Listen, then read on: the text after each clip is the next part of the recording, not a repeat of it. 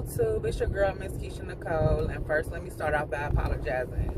I need to apologize to you guys because I have not made a video in months. And I am sorry. I'm sorry. It's just, I don't know, life, school, the usual things that I say on why I haven't made a video. But this has been a little bit different this term.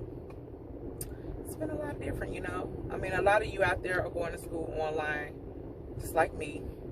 And, I mean, if you're lucky enough where your school is still got you guys going online. Because I know that I heard that some schools they're not doing anything. Which, I'm glad that my school has us going online, as far as for not holding us back and keeping us on track instead of stopping, and then we would have been off track, and then our graduation date and everything would have changed. So I'm very appreciative to my school for keeping us going. But I can't lie, I hate online classes. I honestly do. One of my classes that I have this term, which is English Comp, was going to be online anyway. So I would have just had to deal with that. But trying to have Surg 1 and pharmacology online and know the content and make sure that, the content well enough to, pass quizzes and exams and tests, has been a struggle. I cannot lie, it has been a struggle for me. I've been doing well though. So in the midst of that struggle, you guys know, last time I talked to you, and every time I've talked to you prior to this, and since I've been at school, outside of when I broke my ankle, I've maintained 2 to 3 jobs this whole time, except for when my ankle was broke. But after that, I went and I was like 2 to 3 jobs. That's this entire time. This time it's been a lot different, even though I'm attending school online. So you guys wouldn't think, those of you who are in a nursing program, but other people would think, well, you going to school online now, you have a lot more time. So you should be able to be okay with those 2 jobs that you were working. That is a full lie. Like, that is a lie. To me, it seemed like they are giving us more than the usual amount of work. And I'm not going to say this for lecture. My lectures, as far as for Surg and pharmacology, they give us the amount of work they would have gave us had we been going to school on ground. Lab seems to give us more work. They definitely were in the beginning. After we complained, they kind of loosened the reins. But we were getting enough lab work to where we were doing lab work for 8 hours a day. Like, you had that much homework that had to be done before your next lab, which lab was only like a 3-hour class, so we shouldn't be spending 8 hours doing lab work. So our lecture instructors went and was like, we got to restructure this. So thankfully that happened. Then we're doing online clinicals right now as well. That's a lot of work, which I understand that, because clinicals can be 8 to 12 hours. So if you got to spend 8 to 12 hours out of your day to get your clinical work done, then that's just what you have to do. So I have no complaints about that. But as far as for I don't really have many complaints. I don't like online. I don't feel like I'm getting the same structure.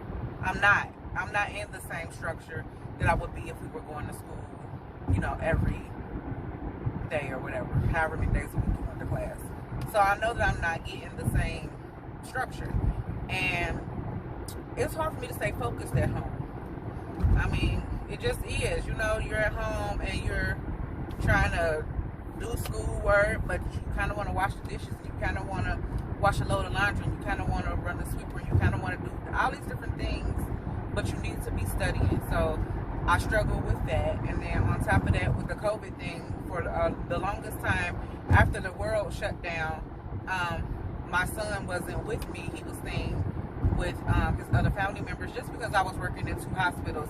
I just didn't think that he needed to be going back and forth between the homes like he had been doing, because I'm working at a hospital, and at the one hospital where I was a student nurse, I was on the COVID rule-out floor, so I was coming in contact with people who potentially had COVID, and some of them did have COVID. So I didn't want him around me because he has asthma, and I didn't want to infect him. So even though I was the only person at home, you still got to clean up after yourself. So I still was having my moments where I didn't want to study. I wanted to do this and do that. So it's just been very difficult. And then on top of the fact, like I said, we were having so much homework, and even since we don't have as much homework, in lab, I still spend a significant amount of time studying lecture content. You know, it's mighty different when my instructors do voiceovers over our PowerPoints. That's a whole lot different than sitting in class with your instructor and they're teaching you something or going over something with you, or, you know, trying to apply the knowledge that they're giving you over the content. It's a lot different when you're at home watching it and listening to it, because if you don't understand something, it's not like you can raise your hand and be like, well, wait a minute, explain that. So then I spend a lot of my time after I listen to my lectures and take notes off the lecture. Then I have to go back and kind of like research via the other, you know, Kathy Parks and Sarah, registered nurse, and just all these different things where I'm researching to make sure that I understand the content, so that when we do take our quizzes, we still take quizzes every week, tests every week, that I got it down pat. So I spend a lot of time doing lecture. Like, I could spend a whole day watching the videos of the voiceovers over our PowerPoints, and then I could spend the next day on both subjects, like researching everything about farm that he talked about, everything about med surg she talked about, just so I can know that I understand the content. So for me, going to school online, which is just as in depth as going to school on ground, and I found myself struggling.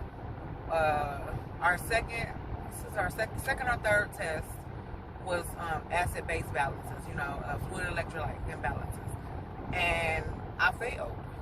A lot of my class failed the test. So let me preface it by saying that majority of us failed it. We had some that passed, but as far as from our cohort, a lot of us failed that test. And that had been a busy week for me. I had did my 2 days part-time at the hospital that I work at as a student nurse, and then I had also picked up a shift at the hospital that I do PRN work. So I had to like sit back and be like, well, wait a minute. Everybody failed, but at the same time, you didn't know this content at all because you spent 2 nights, because I worked 2 nights, and you know, I had worked 7P to 7A. So prior to working, I had spent that day sleep. I went over some schoolwork, but I had spent that day sleep. And then, you know, went to work, got home from work, went back to sleep, woke up, tried to look at some schoolwork, went to sleep. The next day, same thing, because the following day I had to work third shift. So I knew I didn't apply the amount of time that I needed to apply to my lecture, because I was trying to make sure I got all the work done for lab, because at that time we were doing a lot of work for lab. And I just had to take a step back, and I was like, you know what? You can't work 2 jobs. And I had to do some searching within myself, like, can you make this work with this PRN job? Can you afford life financially? I don't remember if I mentioned it in my last video or not, but that I had paid up a couple of my bills with my taxes. So I knew that I was okay bill-wise, like I did. So I ended up, you know, I talked to my mom and my sister about it, and they both were like, your end goal is to become an RN. Yeah, you have bills now, but you gotta take a step back. You've been hustling up, working all these jobs this whole time, and it's been working for you. But right now, you are in the meat and potatoes of this program doing med surg. What you gonna do?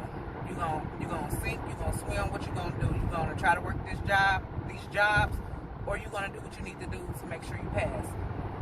So I quit the student nurse job. It was a hard decision because it was with a hospital system that I really wanted to work for. I turned in my resignation letter. I try to do everything the way you're supposed to do it. I don't know if I'll be eligible to be hired back by them. I'm really not going to stress about it because we have so many hospital systems in our area, and then I do work for a different hospital system, and I'm not giving up my PRN position because I can pick and choose when I want to work with that. So, you know, in order to make my life easier and still maintain ourselves, I still work the PRN job, but I've also like started a little business venture. And I won't really go into depth about that unless y'all want to know about it, but I'm not really going to go into depth about it in this video. I just wanted to really catch y'all up on what's been going on with me with school. We are currently going into week 6, so that's how long I haven't talked to you guys. So I think I talked to you right after my 4th term of school, 3rd term. Was that the 4th term, 3rd term? That was my 3rd term, so I'm in my 4th term right now. So I talked to you guys after the end of my 3rd term. But we are going into week 6. This past week, no, we're going into week 7. This is week 6. We are ending week 6 is Saturday, so we ended week 6. So we're going into week 7, and you know we only have 11 weeks. So week 6 was our midterm week. Your girl did really well on midterms. Not really well, but I did well. Surg midterm, I got an 80.80, which I've maintained a pretty decent test average, even though I failed a test. My test average right now is like 85, I think. My class average is a 91.28, which is a B, but I'm happy with that as far as for Surg, because a lot of you know Surg is not easy at all. And then as far as for pharmacology, on my midterm this week, I got a 98. We had 50 questions, and I missed 1 question. So I'm very proud of myself for that. So I got a 98 on that midterm, and then my grade average in that class is like a 93.5 or something like that, which is an A, because a 93 is an A at my school. And then as far as for my English comp, I got like a 98% in that class, which we didn't even have a midterm, but I've been doing really well in English comp. English comp was my favorite subject always. I've always loved English. I like to write, so that's nothing new. I don't really care for APA formatting, but it is what it is. But yeah, I just wanted to come to you guys with a quick update on what's been going on with me as far as for trying to go to school online during the COVID epidemic. I say epidemic, pandemic.